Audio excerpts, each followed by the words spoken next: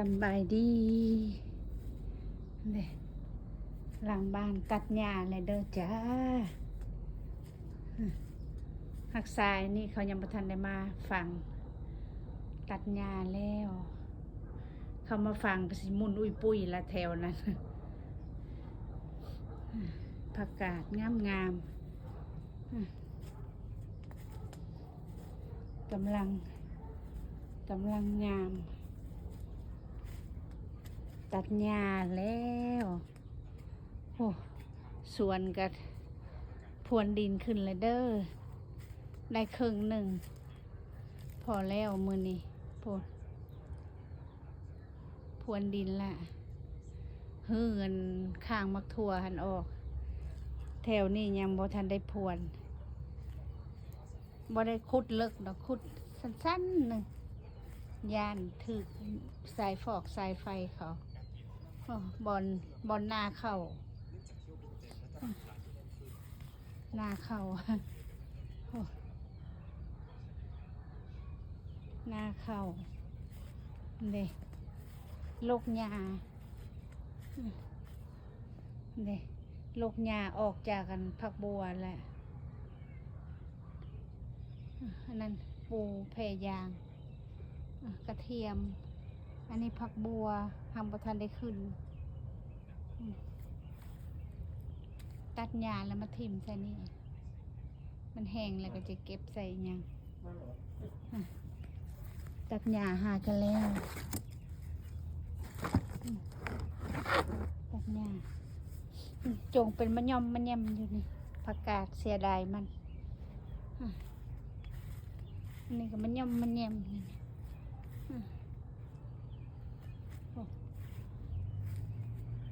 นี่ก็หญ้าเด้ยาว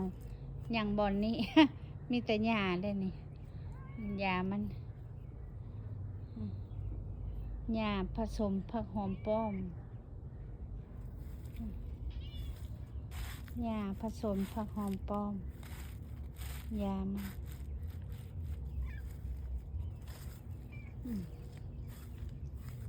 นี่หญ้าก็ยาวขนาดผูกตัดแล้วเด้อเป็นเติดหน่อยหนึ่งอย่างผักกาดกกหนึ่งค่ะเสียดายมันผลว่าแล้วแต่ว่าเสียดายก็เอาไว้นี่พวกหญ้าบอนนี่สิว่า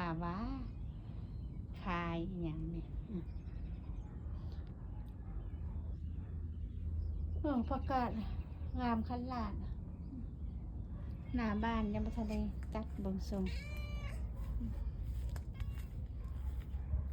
กับยังบอนนี่ล่ะนี่เอ้าบอนนี่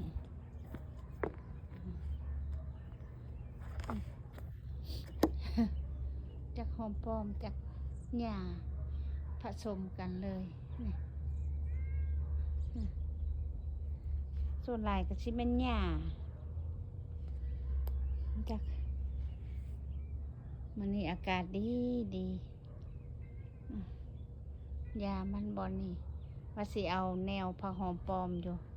จักมันสิใดบ่หรือใดมันบ่สวยบ่เล็ดบ่หรือว่าแนวใดอันนี้โตะเป็นแมว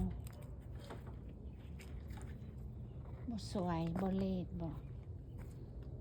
ออกหมดเลยได้นี่หักยังบ่ทันได้ออกดอกกามักเพชรมักเขือขาวทองกำลังสิแตกขึ้นหอมปลอมหอมบัวจะเอามาหุงออกอีกก่อนกกหนึ่งเขาออกอะไรนี่กกหนึ่งแหละสิบ่ตายตีหรือว่าใดนี่คือเห็นนั่นกำลังจะแตกออกอยู่มะละกอ จะเอาอีกกกหนึ่งมาใส่บอนนี้กกกระถินที่ย้ายไปเบื้องนั่นปีนี้ย้ายไปเบื้องนั่น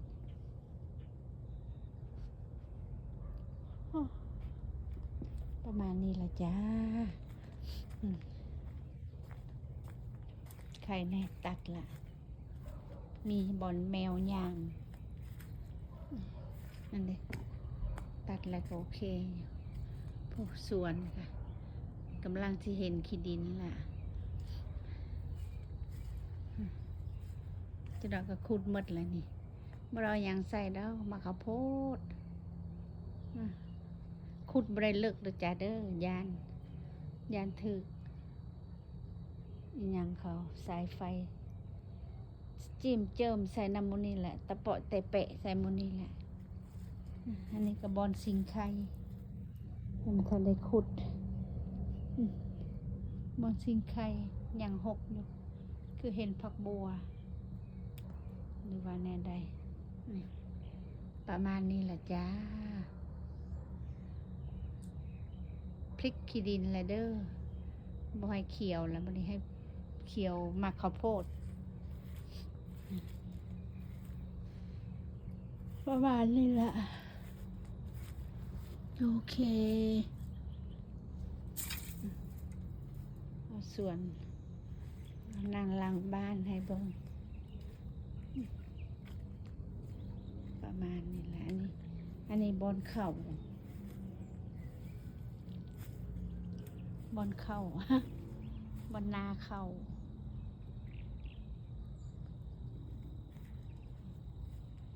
ประมาณนี้แหละจ้าเอาโอเคบายบายทงยางปูบอยยาขึ้น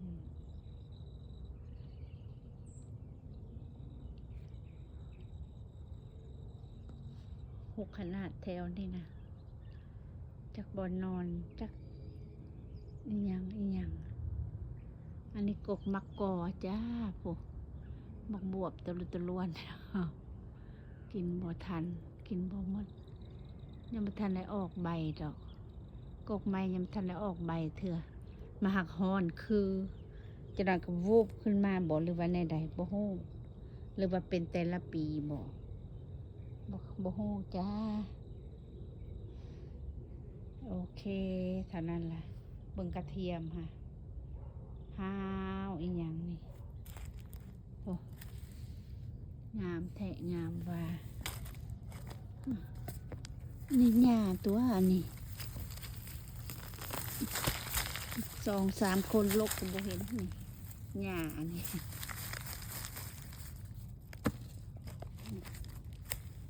โอเคจ้าประมาณนี้แหละบ๊ายบาย